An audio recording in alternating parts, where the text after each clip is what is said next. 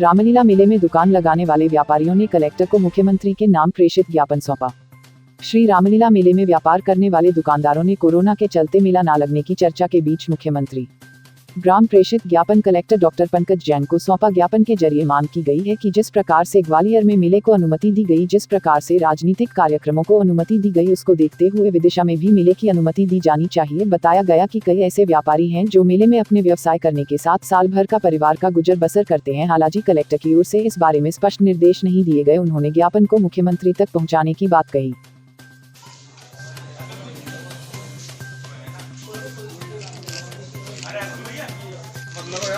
जैसा खड़ा हो जाओ सब लोग, हाँ पीछे जाओ।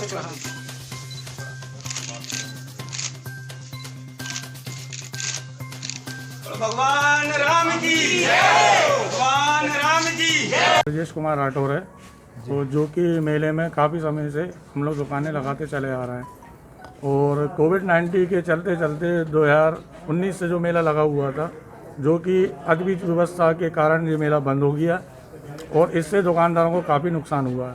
माननीय आज हम कलेक्टर जी और माननीय मुख्यमंत्री जी को आज ज्ञापन देने आए हैं कि जिससे अभी जो सूचना मिली है कि ग्वालियर में जो मेला लग रही है, तो उसके एक उम्मीद के कारण आज हमारे सभी दुकानदारों द्वारा आज हमने माननीय कलेक्टर जी को मुख्यमंत्री जी के नाम से एक ज्ञापन दिया है, जिसमें दुकानदारों के लिए दुकान लग सके। और चूँकि एक बात और ये भी है कि एक वर्ष हम लोगों को घर बैठे बैठे हो चुका है और चूँकि अब की ना कि दूसरा वर्ष हम लोग घर पे ना बैठ पाएँ। हमारा मानना ये हो रही है कि अगर आपकी मेला नहीं लगेगा तो हमारी स्थिति बहुत ज़्यादा ख़राब होगी, जिससे कि अव्यवस्था ख़राब ना हो। इसी के चलते हुए आज माननीय कलेक्टर जी और माननीय मुख्यमंत्री जी को आज हम सभी दुकानदार एकत्रित होकर ज्ञापन देने आए।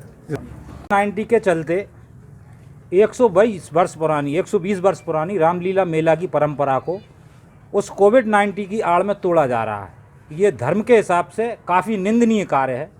कोविड-19 का ऐसा कोई केस या ऐसी कोई परिस्थिति मध्य प्रदेश में उत्पन्न नहीं हुई है जिसके कारण के 120 वर्ष पुरानी परंपरा को तोड़ा जाए। विदिशा का व्यापारी जो मेले पे 120 वर्ष से जो मेला लग रहा है, उसमें लगभग सभी व्यापारी 120 वर्षों से, कोई 119 वर्षों से, कोई 100 वर्षों से वहाँ धंधा कर रहा है और मेले पर ही आश्रित हैं। ये मेले पे आश्रित लोग, पिछले वर्ष का मेला इनका ख़राब हुआ, इस वर्ष के मेले की परमिशन बंद कर दी, नहीं दे रहे हैं परमिशन ग्वालियर में, जबकि मेले की परमिशन दे दी गई है। ऐसी परिस्थितियों में ये व्यापारी वर्ग भूखा मरने की कंडीशन में है। सालाना व्यापार होता है इनका, एक वर्ष में एक बार मेले का व्यापार करके ये पूरे वर्ष भर अपने परिवार का परिपालन करते हैं। तो ऐसी परिस्थितियों में जब पूरे मध्य प्रदेश में और मध्य प्रदेश के बाहर भी कई राज्यों में राजनीतिक सभाएं हो रही हैं, धरने प्रदर्शन हो रहे हैं, आंदोलन हो रहे हैं। कितने व्यापारी हैं टोटल?